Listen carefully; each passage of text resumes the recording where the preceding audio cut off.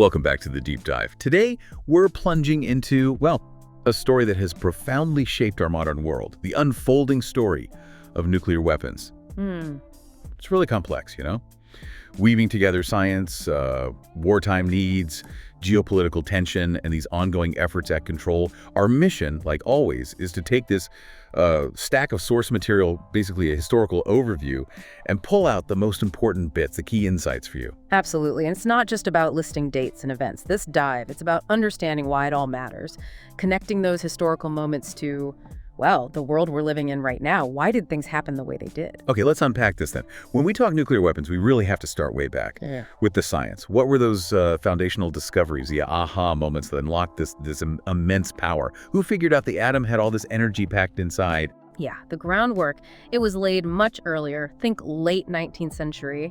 You had Henri Becquerel discovering radioactivity almost by accident in 1896.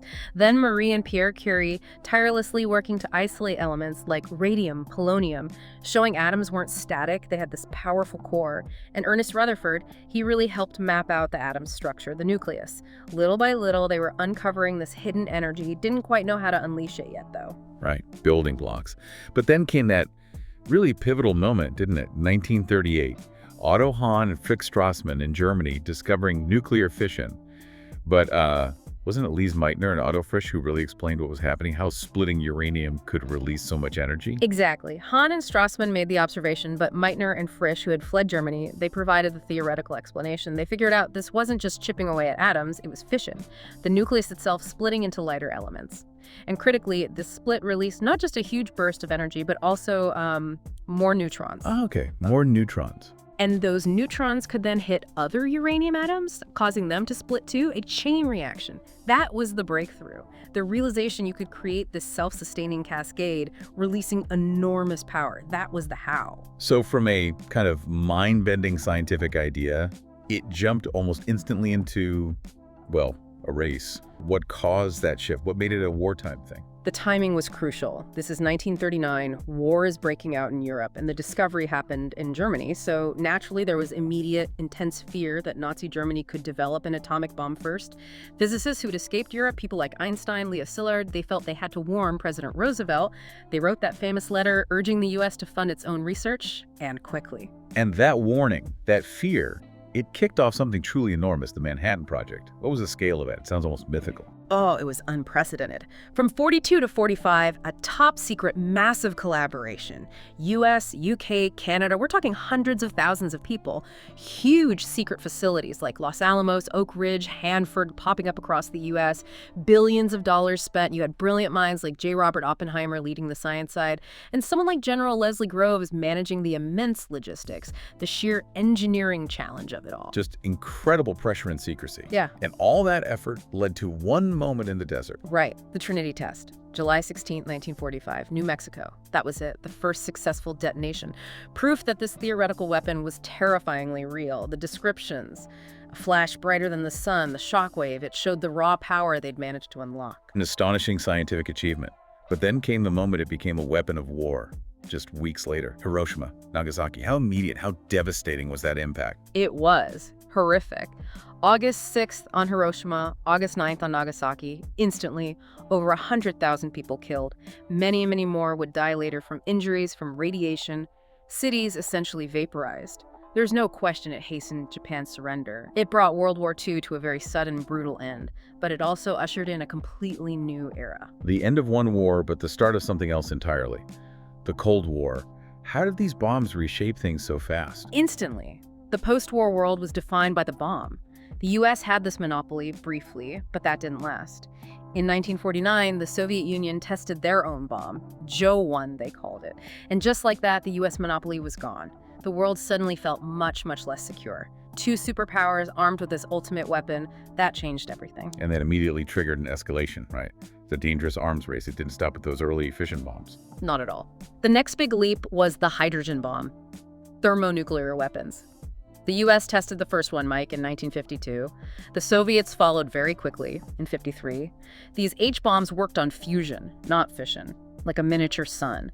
Orders of magnitude more powerful than the Hiroshima bomb. We went from city killers to potentially wiping out entire regions. Strategic thinking had to change drastically. And the world got a terrifying glimpse of just how dangerous this was in '62. The Cuban Missile Crisis. How close did we actually get? Chillingly close. For 13 days, the US and Soviet Union were right on the brink. Decisions were being made that could have led to nuclear war within minutes. It was this stark, terrifying wake-up call. It showed just how easily things could spiral out of control. It really forced both sides to, well, step back and figure out how to manage this new reality without destroying everything. So out of that crisis and the general fear came efforts to control these things. What was the first big step? A really important one was the Nuclear Non-Proliferation Treaty, the NPT, signed in 1968. It had this kind of dual goal. One, stop the spread, prevent more countries from getting the bomb, keep the nuclear club small, and two, promote disarmament among the countries that already had them, a commitment eventually to get rid of their arsenals, though that second part has proven much harder. Yeah, it seems that way, because despite the NPT, the 1980s saw this absolutely massive buildup, didn't they? USSR, tens of thousands of warheads. What was the thinking there, and what's this idea of second strike capability? Right, that period saw stockpiles peak. The logic, twisted as it sounds, was mutually assured destruction, MAD. The idea was if both sides had so many weapons and could guarantee they could retaliate even after being hit first, then nobody would dare start a nuclear war because it meant suicide. So, second strike capability was crucial for MAD. Things like nuclear submarines, hiding deep in the ocean with ballistic missiles, or mobile launchers on land, weapon systems that couldn't be easily wiped out in a surprise attack. They guaranteed you could hit back. That, supposedly, created stability, a balance of terror. A terrifying stability. And then, 1991, the Cold War ends. The Soviet Union collapses. Surely that meant the end of the arms race. What happened then? It definitely marked a shift. The immediate post-Cold War era saw real arms reduction. You had major treaties like START I and later New START signed between the US and Russia. These led to significant cuts in the number of deployed strategic warheads and their delivery systems. A real drawdown from those insane 80s levels. Okay, progress there. Wasn't there also a treaty about testing, the Comprehensive Test Ban Treaty? Yes, the CTBT.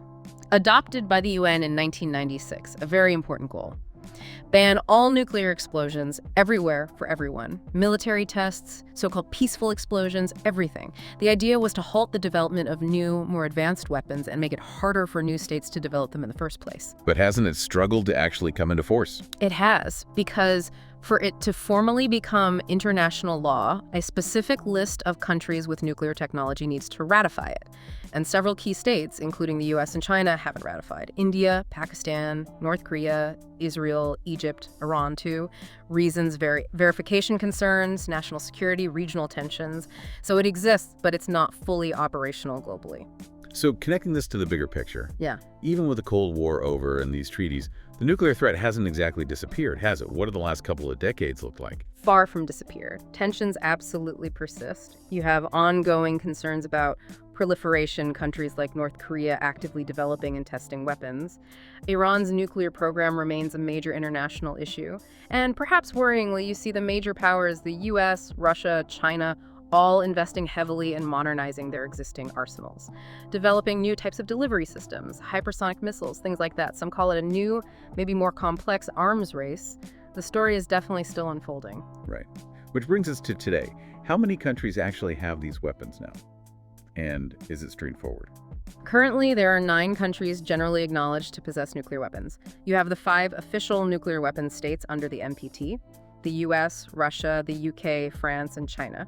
Then there are India and Pakistan, who developed weapons outside the NPT, and North Korea, which withdrew from the NPT and developed them. And finally, Israel, which is widely believed to have nuclear weapons but maintains a policy of deliberate ambiguity. They don't confirm or deny. So 9 states in total. Okay, 9 states. So what does this all mean? We've walked through the history, the science, the politics. What's the enduring legacy? How does this shape our world day to day? Well, the concept of MAD, mutually assured destruction, is still hugely influential. You could argue it has prevented large-scale direct war between major powers for over 70 years, because the cost is just too high. Annihilation. But it's a peace built on a knife edge, isn't it? It relies on rationality, on perfect command and control, no accidents, no miscalculations. The potential for catastrophic failure is always there. That paradox again. Deterrence works until it doesn't. And the risk isn't just between the big powers, right?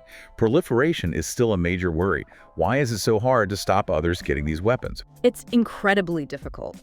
Countries pursue them for different reasons. Security, definitely maybe they feel threatened by a nuclear neighbor. Prestige, projecting power on the world stage. Sometimes it's about regional dominance. And then there's the terrifying prospect of non-state actors, terrorist groups, getting hold of nuclear materials or even a crude device. The motivations are complex, and controlling the technology and materials globally is a huge challenge. These regional tensions and the threat of nuclear terrorism, they definitely keep the risk alive. Which is why disarmament efforts continue, even if progress feels slow. What are these movements pushing for? They range in their goals. Some push for step-by-step reductions, strengthening treaties like the NPT, bringing the Test Ban Treaty into force. Others advocate for the complete abolition of nuclear weapons through frameworks like the Treaty on the Prohibition of Nuclear Weapons. It's a constant effort by activists, international organizations, and some governments to keep the pressure on, to argue that the humanitarian consequences of using these weapons are unacceptable, and the only real security lies in their elimination. But they face huge hurdles. Obviously entrenched military doctrines, distrust between nations, verification challenges. It's been quite a journey through this history, from fundamental physics discoveries to wartime development to Cold War standoff, and now these ongoing challenges. It really shows this interplay of human brilliance, geopolitical power struggles, and this constant underlying search for security, for peace. Exactly. And understanding this complex history, all these twists and turns, it's just crucial for making sense of the world today. The global power balance, the alliances, the tensions, so much of it is shaped by the shadow of these weapons. Decisions made decades ago are still echoing.